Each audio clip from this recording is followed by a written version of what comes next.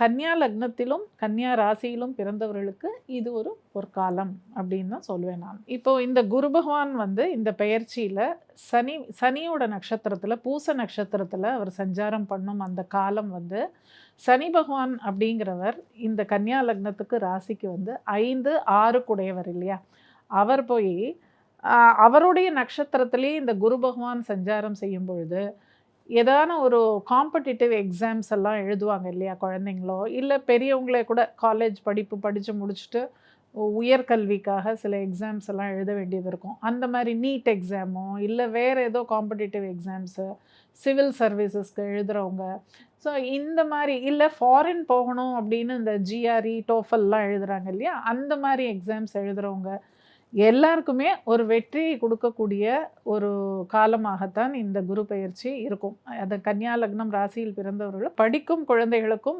உயர்கல்வி போன்ற படிப்பவர்களுக்கு இந்த காலம், இந்த குரு பெயர்ச்சி அப்படிங்கிறது 26ல் ரொம்ப சிறப்பாக இருக்கும் அப்படின்னு சொல்கிறேன். லக்ஷ்மி செராமிக்ஸ் நம்ம ஷாப் அனைத்திலும் டாப்.